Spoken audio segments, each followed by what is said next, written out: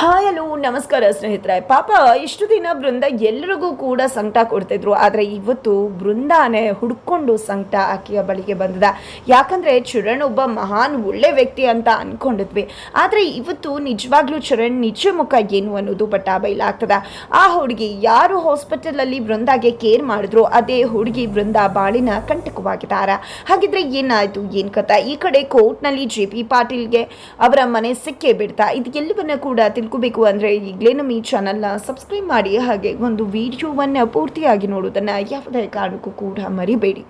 ಇಲ್ಲಿ ಭಾರ್ಗವಿ ಮತ್ತು ಅರ್ಜುನ JP ಪಾಟೀಲ್ಗೆ ಸಾಕಷ್ಟು ಬಾರಿ ಹೇಳಿದರು, ದಯವಿಟ್ಟು ಮಾವ ಒಪ್ಕೊಳ್ಳಿ, ಆ ಮನೆಯನ್ನು ನಾವು ಮತ್ತೆ ವಾಪಸ್ ತಗೋಬೇಕು. ಚಿಕ್ಕು ಮತ್ತು ಮಾವಂಗೆ ಅಹಂಕಾರ ಜಾಸ್ತಿ ಆಗಿದೆ, ಅಹಂಕಾರವನ್ನು ಕಡಿಮೆ ಮಾಡಬೇಕು ಅಂದರೆ ನಾವು ಕೇಸನ್ನು ಹಾಕಬೇಕಾಗತ್ತೆ ಅಂತ. ಆದರೆ JP ಪಾಟೀಲ್ ಮಾತ್ರ ತಮ್ಮ ಅನ್ನೋ ವ್ಯಾಮೋಹಕ್ಕೆ ಸಿಕ್ಕಿಬಿದ್ದು, ಬೇಡ ಅವ್ನು ನನ್ನ ಆಸ್ತಿಯನ್ನು ತಾನೇ ಇಟ್ಕೊಂಡಿರೋದು, ಇಟ್ಕೊಳ್ಳಿ, ಅವ್ನಿಗೆ ಇಷ್ಟ ಇದ್ರೆ ಆ ಮನೆಯಲ್ಲೇ ಇರಲಿ ಅವನು ಅಂತ ಬಿಟ್ಬಿಟ್ಟಿದ್ರು. ಬಟ್ ಯಾವಾಗ ಇಲ್ಲಿ ಅರ್ಜುನ್ ಮತ್ತು ಭಾರ್ಗವಿ ಮೇಲೆ ಅಟ್ಯಾಕನ್ನು ಮಾಡಿಸಿದ್ರು ಆ ಕ್ಷಣ ಇಲ್ಲಿ JP ಪಾಟೀಲ್ ಸಿಡ್ದಳ್ತಾರ. ಇತ್ತ ಕಡೆ ಅಮ್ಮ ಶಕುಂತಲಾ ಕೂಡ ತನ್ನ ಮಗನಿಂದಾಗಿ ಇಷ್ಟೆಲ್ಲ ಆಗಿದೆ, ಅವನಿಗೆ ಅಹಂಕಾರ ಜಾಸ್ತಿ ಆಗಿದೆ, ನನ್ನ ಮಗ ಅಂತ ಹೇಳುವುದಕ್ಕೆ ಅಸಹ್ಯವಾಗುತ್ತೆ, ಇಂಥವನಿಗೆ ನೀನು ಈ ರೀತಿಯಾಗಿ ಕರುಣೆ ತೋರಿಸೋದು ಸರಿ ಬರುವುದಿಲ್ಲ JP, ಅವನಿಗೆ ಬುದ್ಧಿ ಕಲಿಸ್ಲೇಬೇಕಾಗಿದೆ, ನೀನು ಅವನು ಏನೇ ಮಾಡಿದ್ರು ಕೂಡ ಸುಮ್ಮನೆ ಇದೆಯಾ ಅಂತಾನೆ ಅವನು ಇಷ್ಟೆಲ್ಲ ನಡ್ಕೋತಿರೋದು, ಈ ರೀತಿಯಾಗಿ ನಡ್ಕೊಂಡು ಅವನು ಕ್ರೂರಿ ಆಗ್ಬೇಕಾ ಮೃಗ ಆಗ್ಬೇಕಾ ಹೇಳು ಅಂತ ಹೇಳಿ ಶಕುಂತಲಾ ತಿಳಿಸ್ತಾರ. ಆಗ JP ಪಾಟೀಲ್, ಹೌದು ನೀವು ಹೇಳೋದು ಸರಿನೇ ಅಮ್ಮ, ಇಷ್ಟು ದಿನ ನನ್ನ ಮಗ ಸೊಸೆ ಕೇಸ್ ಹಾಕ್ತೀನಿ ಅಂತ ಹೇಳಿದ್ರು ಕೂಡ ನಾನು ಬೇಡ ಅಂತಾನೆ ಹೇಳ್ತಿದ್ದೆ ತನ್ನ ತಮ್ಮ ಅನ್ನೋ ಪ್ರೀತಿಯಿಂದ. ಬಟ್ ಯಾವಾಗ ಅವನು ಅಹಂಕಾರವನ್ನ ತೋರಿಸಿದ್ನೋ, ಅಪ್ಪನ ಹೆಸರನ್ನ ಕಿತ್ತು ಬಿಸಾಡಿದ್ನೋ, ಆ ಕ್ಷಣನೇ ಅವನ ಬಗ್ಗೆ ಇದ್ದಂತ ಎಲ್ಲ ವ್ಯಾಮೋಹ ಕೂಡ ದೂರವಾಗೋಯ್ತು. ಅವನಿಗೆ ಅಹಂಕಾರ ಜಾಸ್ತಿ ಆಗಿದೆ, ಅಹಂಕಾರ ಜಾಸ್ತಿ ಆಗಿರೋದ್ರಿಂದಾನೇ ಅವನು ಅಪ್ಪ ಅನ್ನೋದನ್ನು ಕೂಡ ಮರ್ಯಾದೆ ಕೊಡದೆ ಈ ರೀತಿಯಾಗಿ ನಡ್ಕೋತಿರೋದು.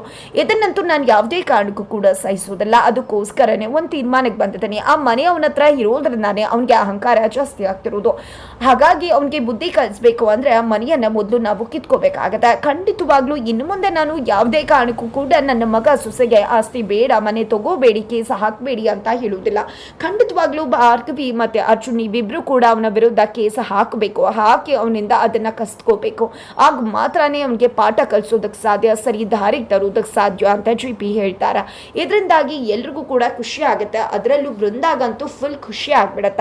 ಇತ್ತ ಕಡೆ JP ಪಾಟೀಲ್ ಅವರು ಆ ಕೇಸ್ ಬಗ್ಗೆ ಮಾತಾಡ್ತಿದ್ರೆ, ಇದಕ್ಕೆಲ್ಲ ಕಾರಣನೇ ಭಾರ್ಗವಿಯಿಂದಾನೇ ಇಷ್ಟೆಲ್ಲ ಆಗಿದ್ದು, ಈ ಒಂದು ಸಮಸ್ಯೆ ಉದ್ಭವ ಆಗಿದೆ ಅಂದ್ರೆ ಅದಕ್ಕೆಲ್ಲ ಇವಳೇ ಕಾರಣ ಅಂತ ಹೇಳಿ ಭಾರ್ಗವಿ ಮೇಲೆ ಸೆಳೆದೇಳ್ತಾರೆ ಬೃಂದ. ಆಗ JP ಪಾಟೀಲ್ ಅವರು, ಒಂದು ಮನೆಯಲ್ಲಿ ಮನೆ ಮಹಾಲಕ್ಷ್ಮಿ ಆದ್ರೆ ಸಾಕಾಗೋದಿಲ್ಲ, ಸೊಸೆ ಆ ಮಹಾಲಕ್ಷ್ಮಿ ಕಾಳಿ ಕೂಡ ಆಗ್ಬೇಕಾಗತ್ತೆ ಸಮಯ ಬಂದಾಗ. ಆ ಎರಡು ಪಾತ್ರಗಳನ್ನ ನಿರ್ವಹಿಸ್ತಕ್ಕಂಥದ್ದು ಭಾರ್ಗವಿ ಮಾತ್ರನೇ ಅಂತ ಹೇಳಿ ಭಾರ್ಗವಿ ಬಗ್ಗೆ ಎತ್ತರದ ಸ್ಥಾನದಲ್ಲಿಟ್ಟು ಮಾತನಾಡ್ತಾರೆ JP. ಆದ್ರೆ ಇದು ಯಾವುದು ಕೂಡ ಬೃಂದಾಗೆ ಇಷ್ಟ ಆಗೋದಿಲ್ಲ. ಬಟ್ ಆದ್ರೂ ಕೂಡ ಹೇಗೋ ಕೇಸ್ ಆಗ್ತಿದ್ದಾರೆ, ಮತ್ತೆ ಮನೆ ಮತ್ತೆ ಆಸ್ತಿ ವಾಪಸ್ ಸಿಗುತ್ತೆ ಅಂತ ಹೇಳಿ ಖುಷಿ ಪಡ್ತಿದ್ದಾರೆ. ಇತ್ತ ಕಡೆ JP ಪಾಟೀಲ್ ಅವರು ಮಗ ಮತ್ತೆ ಸೊಸೆಯಿಂದ ಮಾತು ತಗೋತಾರೆ, ನೀವು ಕೇಸ್ ಗೆಲ್ಲೇಬೇಕು ಅಂತ ಹೇಳಿ. ಖಂಡಿತವಾಗ್ಲೂ ಕೇಸ್ ಗೆಲ್ತೀವಿ, ನಿಮ್ಮ ಒಂದು ಒಪ್ಪಿಗೆಗೋಸ್ಕರನೇ ಕಾಯ್ತಾ ಇದ್ವಿ ಅಂತ ಅರ್ಜುನ್ ಮತ್ತೆ ಭಾರ್ಗವಿ ಕೂಡ ಹೇಳ್ತಾರ. ಆದ್ರೆ ಇಲ್ಲಿ ನಿರ್ಮಲಾ ಪಾಟೀಲ್ ಅವರಿಗೆ ಬೃಂದಾಯಿಂದಾನೇ ಫಸ್ಟ್ ಮಗು ಬೇಕಾಗಿದೆ, ಭಾರ್ಗವಿಯಿಂದ ಯಾವುದೇ ಕಾರಣಕ್ಕೂ ಈ ಮನೆ ವಾರಸ್ತಾರ ಬೇಡ ಅಂತ ಹೇಳಿ ಅನ್ಸದ.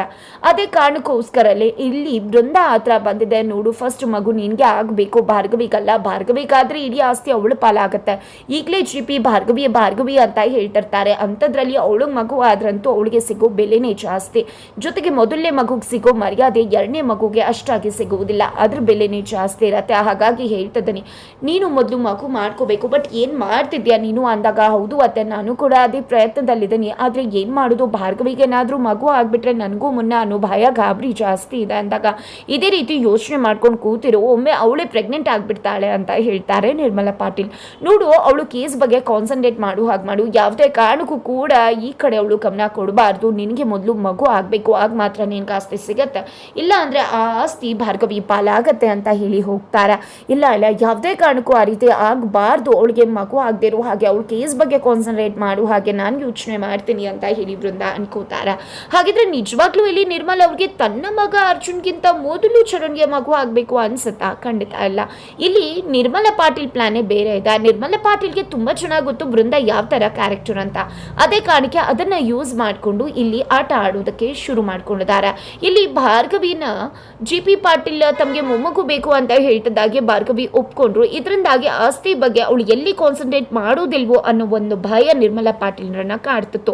ಹಾಗಾಗಿ ಆ ರೀತಿ ಅವಳು ಆಸ್ತಿ ಬಗ್ಗೆನೇ ಯೋಚನೆ ಮಾಡಬೇಕು, ಕೇಸ್ ಬಗ್ಗೆ ಆಲೋಚನೆ ಮಾಡಬೇಕು ಅಂದರೆ ಅದು ಬೃಂದಾಯಿಂದ ಮಾತ್ರ ಸಾಧ್ಯ. ಅದನ್ನು ಅವಳು ತುಂಬ ಚೆನ್ನಾಗಿ ಮಾಡ್ತಾಳೆ ಅಂತ ಅನಿಸಿದ್ದೆ. ಆಕೆಯನ್ನು ಮ್ಯಾನ್ಪ್ಲೇಟ್ ಮಾಡೋದ್ರ ಮುಖಾಂತರವಾಗಿ ನಿನಗೆ ಮಗು ಆಗಬೇಕು, ಭಾರ್ಗವಿಗೆ ಆಗಬಾರ್ದು, ಆ ರೀತಿ ನೀನು ತಡಿಬೇಕು ಅಂತ ಹೇಳಿ ಕೇಸ್ ಬಗ್ಗೆ ಕಾನ್ಸಂಟ್ರೇಟ್ ಇರುವ ಹಾಗೆ ಮಾಡಬೇಕು ಅಂತ ಹೇಳಿ ಬೃಂದಾನ ಬಿಟ್ಟಿದ್ದಾರೆ. ಹಾಗಾಗಿ ಇಲ್ಲಿ ಬೃಂದ ತನಗೆ ಮಗು ಆಗಬೇಕು ಅನ್ನೋ ಕಾರಣಕ್ಕೆ ಇಲ್ಲಿ ಭಾರ್ಗವಿಯನ್ನು ಕೇಸ್ ಬಗ್ಗೆನೇ ಒಲವು ತೋರು ಹಾಗೆ ಮಾಡೋಕ್ಕೆ ಮುಂದಾಗ್ತಾಳೆ ಅನ್ನೋದು ಇಲ್ಲಿ ನಿರ್ಮಲಾ ಪಾಟೀಲ್ ಅವರ ಪ್ಲಾನ್ ಆಗಿದೆ. ಇತ್ತ ಕಡೆ ಚರಣ್ ಹೊರಗಡೆ ಹೋಗಿ ಮಲ್ಕೋತೀನಿ ಅಂದಾಗ ಯಾಕೆ ಚರಣ್ ಯಾಕೆ ರೀತಿ ನಡ್ಕೋತಾ ಇದೆಯಾ ಅಂತ ಭಾರ್ಗವಿ ಕೇಳಿದಾಗ ಏನಿಲ್ಲ ನನಗೆ ನಿದ್ರೆ ಬರ್ತಿಲ್ಲ ಅಂತಾರೆ. ನೀನು ಟೆಸ್ಟ್ ಮಾಡಿದ್ಯಾ ಅಂದಾಗ ಏನಿದು ಟೆಸ್ಟ್, ಎಕ್ಸಾಮ್ ಪಾಸ್ ಆದ್ರೇ ಹೆಂಡತಿಯನ್ನು ಒಪ್ಕೊಳ್ಳೋದು ಅನ್ನೋ ರೀತಿ ಮಾತಾಡ್ತಿದ್ಯಲ್ಲ, ನಾನು ಆಲ್ರೆಡಿ ಹಾಸ್ಪಿಟಲ್ಗೆ ಹೋಗಿ ಟೆಸ್ಟ್ ಮಾಡಿಸಿ ಬಂದಿದ್ದೀನಿ, ರಿಪೋರ್ಟ್ ಬರಬೇಕಾಗಿದೆ ಅಂತ ಹೇಳ್ತಾರೆ. ಆದರೆ ಚರಣ್ ಮಾತ್ರ ಸಿಟ್ ಮಾಡಿಕೊಂಡು ಹೋಗಿ ಇನ್ಯಾರ್ದೋ ಜೊತೆ ಅಲ್ಲಿ ಟೆನ್ಷನಲ್ಲಿ ಮಾತಾಡ್ತಿರ್ತಾರೆ. ಇಲ್ಲೂ ಟೆನ್ಷನ್ ನನಗೆ ಆಗ್ತಾ ಇಲ್ಲ, ಯಾಕೆ ಪದೇ ಪದೇ ಕಾಟ ಕೊಡ್ತೀಯಾ ಅಂತೆಲ್ಲ ಕೇಳ್ತಿದ್ದಾರೆ. ಅಷ್ಟರಲ್ಲಿ ಬೃಂದ ಬರ್ತಾಳೆ. ಯಾಕೆ ಇಲ್ಲಿಗೆ ಬಂದೆ ನೀನು, ನನ್ನ ಮೇಲೆ ಅನುಮಾನನ, ಯಾರ ಜೊತೆ ಮಾತಾಡ್ತಿದ್ದೀನಿ ಅಂತ ಹೇಳಿಲ್ವಾ, ವರ್ಕ್ ಇದೆ ಅಂತ, ಅದರ ಟೆನ್ಷನ್ ನನಗೆ, ನಿಂದು ಒಳ್ಳೆ ಅಂತ ಹೇಳಿ ಕೋಪ ಮಾಡಿಕೊಂಡು ಚರಣ್ ಹೋಗ್ಬಿಡ್ತಾರೆ. ಆಗ ಬೃಂದಾಗ ಅನ್ಸುತ್ತೆ ನನಗೇನು ಮಾತಾಡಿದೆ ಅಂತ. ಚರಣ್ ಈ ರೀತಿ ಕೋಪ ಮಾಡಿಕೊಂಡೆ, ಯಾರು ಚರಣ್ಗೆ ಇಷ್ಟು ಸ್ಟ್ರೆಸ್ ಕೊಡ್ತಿರೋದು, ಅದು ಯಾರು ಅನ್ನೋದನ್ನು ಪತ್ತೆ ಹಚ್ಚಲೇಬೇಕು ಅಂತ ಅನ್ಕೋತಾರೆ. ಜೊತೆಗೆ ನನ್ನ ಬಗ್ಗೆ ಕೂಡ ಯಾರು ಕಾಳಜಿ ತೋರಿಸೋರಿಲ್ಲ. ನಿಜ ಹೇಳಬೇಕು ಅಂದರೆ ಕಷ್ಟ ಸಮಯದಲ್ಲಿ ಮನಬಿಚ್ಚಿ ಮಾತಾಡೋಕ್ಕೆ ಒಂದಷ್ಟು ಫ್ರೆಂಡ್ಸ್ ಯಾರು ಇರಬೇಕು, ಆದರೆ ಅದೂ ಇಲ್ಲ. ನನ್ನ ಬಗ್ಗೆ ಕಾಳಜಿ ತೋರಿಸಿದ್ದು ಅಂದರೆ ಆ ಹುಡುಗಿ ಹಾಸ್ಪಿಟಲ್ನಲ್ಲಿ ಆ ಹುಡುಗಿ ಜೊತೆನೇ ಮಾತಾಡಲ ನಾನು ಅಂತ ಅಂದ್ಕೊಂಡು ಆಕೆ ಜೊತೆ ಮಾತನಾಡೋದಕ್ಕೆ ಮುಂದಾಗ್ತಾರೆ. ಬಟ್ ಅಷ್ಟರಲ್ಲಿ ಅವರ ಕಾಲ್ ಕೂಡ ಬ್ಯುಸಿ ಅಂತ ಬರ್ತಿರುತ್ತೆ. ಯಾರ ಜೊತೆ ಮಾತಾಡ್ತಿರ್ಬೋದು, ಅವ್ರ ಬಾಯ್ ಫ್ರೆಂಡ್ ಜೊತೆ ಮಾತಾಡ್ತಿರ್ಬೋದೇನೋ, ಮಗು ಕೊಟ್ಟು ಯಾವ ರೀತಿ ಆಟ ಆಡ್ತಿದ್ದಾನೆ, ನನ್ನ ಕೈಗೆ ಸಿಕ್ಕಿದ್ರೆ ಸರಿಯಾಗಿ ಮಾಡ್ತಿದ್ದೆ, ಅದಕ್ಕೆ ತರ್ತಿದ್ದೆ ನಾನು ಅಂತ ಅನ್ಕೋತಾರೆ. ಮಗದೊಂದು ಕ್ಷಣ ಅಯ್ಯೋ ನನ್ನ ಗಂಡನ್ನೇ ಅದಕ್ಕೆ ತರೋಕೆ ಆಗ್ತಿಲ್ಲ ನನ್ನಿಂದ, ಹೇಳೋದಷ್ಟು ಸುಲಭ ಅಲ್ಲ ಮಾಡೋದು ಅಂತ ಕೂಡ ಅನ್ಕೋತಾರೆ. ನಂತರ ನಂದು ಒಂದು ಸಿಚುವೇಶನ್ ಬೇರೆಯಲ್ಲ, ಆಕೆ ಸಿಚುವೇಶನ್ ಬೇರೆಯಲ್ಲ, ಇಬ್ರು ಕೂಡ ಒಂದೇ ಸಿಚುವೇಶನ್ನಲ್ಲಿದ್ದೀವಿ ಅಂತ ಕೂಡ ಬೃಂದ ಅನ್ಕೋತಾರೆ. ಎತ್ತ ಕಡೆ ಭಾರ್ಗವಿ ಮತ್ತು ಅರ್ಜುನ್ಗೆ ಬೆಳಗ್ಗೆ ಆಗ್ತಿದ್ದಾಗನೇ ಜಿ ಪಿ ಪಾಟೀಲ್ ಅವರು ಈ ಕೇಸ್ ಹೇಳುವಷ್ಟು ಸುಲಭ ಅಲ್ಲ, ನಾವೇ ಸೈನ್ ಮಾಡಿಕೊಟ್ಟಿದ್ದೇವೆ, ಹಾಗಾಗಿ ಈ ಒಂದು ಕೇಸನ್ನು ಗೆಲ್ಲೋದು ತುಂಬಾ ಕಷ್ಟ ಆಗತ್ತೆ ಅಂತ ಹೇಳ್ತಾರೆ. ನೀವೇನು ಯೋಚನೆ ಮಾಡಬೇಡಿ, ನಾವೆಲ್ಲ ಸ್ಟಡಿ ಮಾಡಿದ್ದೀವಿ ಅಂತ ಹೇಳಿ ಆಶೀರ್ವಾದ ತಗೊಂಡು ಅರ್ಜುನ್ ಮತ್ತು ಭಾರ್ಗವಿ ಕೋರ್ಟ್ಗೆ ಹೋಗಿದ್ದಾರೆ. ಕೋರ್ಟ್ನಲ್ಲಿ ಜಗನ್ಗೆ ಸಂಬಂಧಪಟ್ಟ ಲಾಯರ್ ಕೂಡ ಬಂದಿದ್ದಾರೆ. ಅವರು ಜಿ ಪಿ ಪಾಟೀಲ್ ಅವರೇ 3 ಕೋಟಿ ರೂಪಾಯಿಗೆ ಆಸ್ತಿಯನ್ನು ಇಲ್ಲಿ ಜಗನ್ ಅವರಿಗೆ ಬರ್ದುಕೊಟ್ಟಿದ್ದಾರೆ. ಲಿಕ್ವಿಡ್ ಕ್ಯಾಶಲ್ಲಿ ಅವರು ಕ್ಯಾಶನ್ನು ಪೇ ಮಾಡ್ತಾರೆ ಅಂತ ಹೇಳ್ತಾರೆ. ಆಗ ಇಲ್ಲಿ ಭಾರ್ಗವಿ ಆ ರೀತಿಯಾಗಿ ಲಿಕ್ವಿಡ್ ಕ್ಯಾಶಲ್ಲಿ ಪೇ ಆಗಿದ್ರೆ ಆ ದುಡ್ಡು ಯಾವುದೇ ರೀತಿಯ ಅಕೌಂಟಲ್ಲೂ ಕೂಡ ಜಮೆ ಆಗಿಲ್ಲ, ಕ್ರೆಡಿಟು ಆಗಿಲ್ಲ, ಅದೇ ರೀತಿ ಟ್ರಾನ್ಸ್ಫರ್ ಕೂಡ ಆಗಿಲ್ಲ. ಅಂದಮೇಲೆ 3 ಕೋಟಿ ರೂಪಾಯಿನ ಹೀಗೆ ಅವರು ಕೊಟ್ಟಿದ್ದಾರೆ. ಇದು ಎಲ್ಲವೂ ಕೂಡ ಮೋಸ ಮಾಡಿ ಆ ಆಸ್ತಿಯನ್ನು ಅವರು ತಮ್ಮ ಹೆಸರಿಗೆ ಬರೆದುಕೊಂಡಿದ್ದಾರೆ. ಜೊತೆಗೆ ಅಷ್ಟು ದುಡ್ಡಿದ್ದರೆ ಜಿ ಪಿ ಪಾಟೀಲ್ ಅವರು ಇವತ್ತು ಬಾಡಿಗೆ ಮನೆಯಲ್ಲಿ ಇರ್ತಾ ಇರಲಿಲ್ಲ. ಖಂಡಿತವಾಗ್ಲೂ ಇಲ್ಲಿ ಮೋಸ ಆಗಿದೆ, ಚೀಟ್ ಮಾಡಿದ್ದಾರೆ ಜಗನ್ ಅಂತ ಹೇಳಿ ಭಾರ್ಗವಿ ಕೋರ್ಟ್ ಮುಂದೆ ಆ ಒಂದು ಸತ್ಯವನ್ನ ಬಯಲು ಮಾಡೋದಕ್ಕೆ ಮುಂದಾಗ್ತಿದ್ದಾರೆ. ಜೊತೆಗೆ ಇಲ್ಲಿ ಜೆ ಪಿ ಪಾಟೀಲ್ ಅವರ ಬಂಗಲೆ ರಹಸ್ಯ ಇಲ್ಲಿ ಕೋರ್ಟ್ ಮುಂದೆ ತೆರೆದುಕೊಳ್ತದ. ಹಾಗಿದ್ರೆ ಮುಂದೇನಾಗತ್ತೆ ಅನ್ನೋದನ್ನ ತಿಳ್ಕೋಬೇಕು ಅಂದ್ರೆ ಮುಂದಿನ ವಿಡಿಯೋಗೆ ವೇಟ್ ಮಾಡೋದನ್ನ ಮರಿಬೇಡಿ.